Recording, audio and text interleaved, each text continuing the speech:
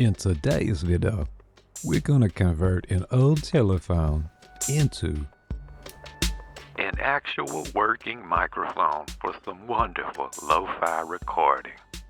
And if you don't have an antique phone, don't worry. I'm gonna show you the $1 Acorn microphone. Check, check, 1, 2.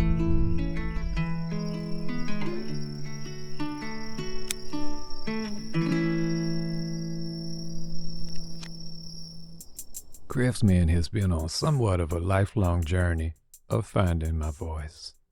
Although I have worked to change my presentation style, I have long given up on the idea of singing. Anytime I've done singing in the past, it has been synthesized, or I was just using my voice to trigger a MIDI instrument. But I recently saw a band called Ginger Root, and the first thing I noticed was the little phone he was singing into. And I like the low fidelity, crunchy, sort of aged quality it has. Now, this is not my first time seeing the phone used in a performance. Telephone mics been around for a while, and you can buy them right now online. But I have a strong hunch that we can make one cheaper. Why? Because I've already got one. My friend gave this one to me, so it's coated in hydraulic fluid, dust, and no telling what other residual is up on this thing. But I've cleaned the handle using some isopropyl alcohol and elbow grease. And there we have us a telephone handset. Now let me pause right here. This is the part of the program where reality sets in about my age, because there will be some of y'all watching who've never used one of these. This is called a telephone, specifically a rotary telephone. This was the precursor to the touch-tone telephone. Touch-tone would upgrade things with dial tone modulation frequency, or DTMF. But a rotary telephone works off the concept of pulse dialing. So when I dial 7, what's actually happening is it's sending 7 pulses or clicks down the line. So back in the day, you could dial any number you wanted to without touching the buttons, just using the hook or the hang up. If I want to dial the number 540, I click 5 times, pause, click 4 times, pause, click 10 times for 0, pause, and keep clicking the rest of the numbers. The 1995 film Hackers showed this. The jailer has dialed a number, but Phantom Freak hangs up. Clicks 10 times, pulse dialing 0 to get the operator. Hello, operator services. Hello, operator. I'm having trouble dialing a number. What number, please? 555-4202. Just one moment. Thank you. And then he's able to give a new phone number. Hello? It was the most realistic scene in the entire film. There's a new virus in the database. What's happening? It's replicating, eating up memory. What do I do? Type cookie, you idiot. I'll head him off at the pass. But enough about that. Let's get off the hook. Oh, crap, man. These old phones were made out of a material called Bakelite. Bakelite is some old school plastic technology dating back to 1907. A lot of old radios are made of the same material. If you do any sanding of material, especially synthetic material, please wear a respirator. But this right here actually may be even simpler than I was thinking. Here we have the basically input or mouthpiece and output or earpiece. And you might be thinking, okay, so this is pretty easy. We just wire a microphone cable up to the input, right? The mouthpiece. No, actually, the magic, quote unquote, happens when we wire the speaker as the input. The tools and materials required are very limited. I'm just using me a soldering iron. And in fact, you don't even have to do that. You could just hook up your phone line back in and cut the other end and wire that up to your audio connector. All right. And you have options for the connection or cable side. Like you could use a 1/4 inch, 1/8 inch, or XLR. But I primarily use XLR, so I'm going to stick with XLR. And I'm going to go ahead and cut my XLR cable and peel back some of this coating. And now we're going to carefully cut away some of the braided metal sheathing right there, and eventually get to our two main leads right here. Now we want to strip the ends of our speaker and our microphone. My friends at Punish Props sent me Gladys, who is super helpful for this task right here. Bill and Britt, I hope y'all doing good. Instead of just eliminating the original input, we're going to leave it and wire them both together. Each will have a different sound quality. One you can talk into, the other you just about have to scream into. And the wiring is super simple. There's no polarity to worry about, meaning we ain't concerned about which side's positive, which side's negative. Very simple. So let's just finish this mama jama. But real quick, I thought it would be nice to have a little end piece for our cable to make it look professional.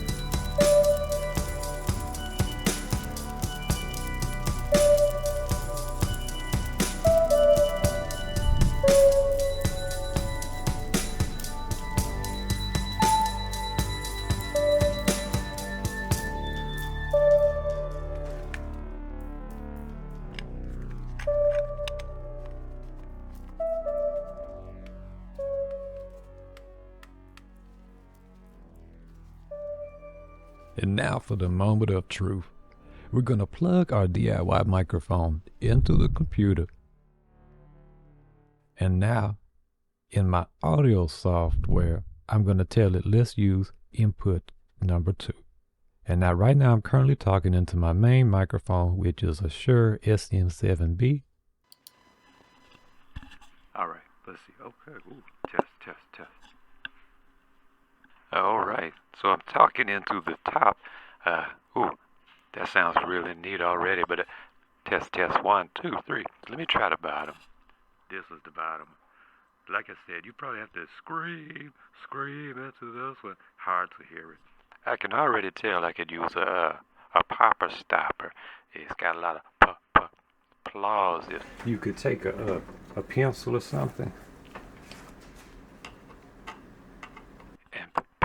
And that'll kind of help stop some of that. But what do y'all think about this right here? It's like we done step back in time, and that's not too bad. If I move the microphone towards other electronics, it will pick up interference.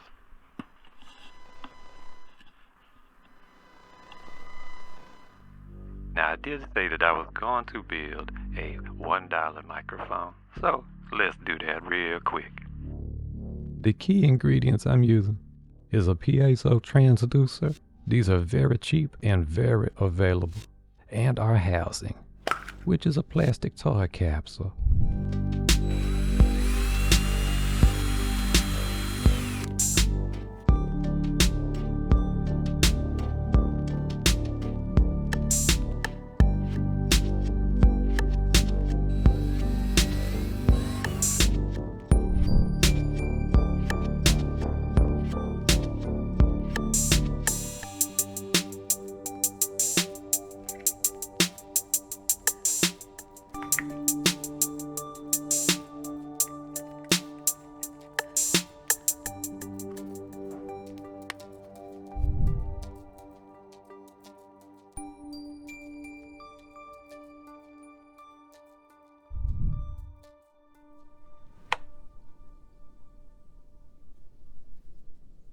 I was just about to plug it in when I realized something's missing. That's right, we want to add a black wash to give it a little aged look. You might as well, you know. It might even make it sound more vintage, LOL. And there we go.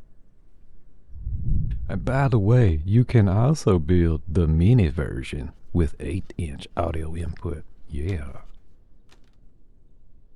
All right, so now I've created a second track now, and I'm calling it Acorn mic. Okay, that's just what I'm calling the $1 microphone, cause it looks like an acorn.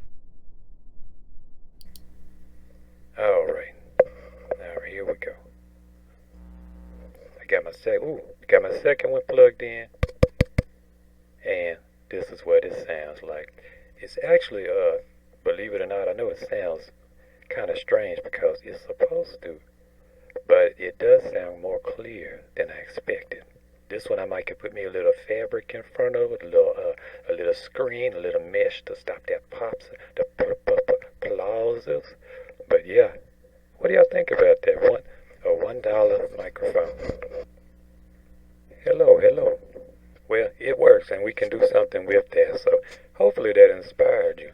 My desire is to use this lo-fi sound intentionally as a way to maybe feel better about trying to sing. So right now I'm working on a song called Uncle Catfish, and if that turns out, I'm gonna release it online.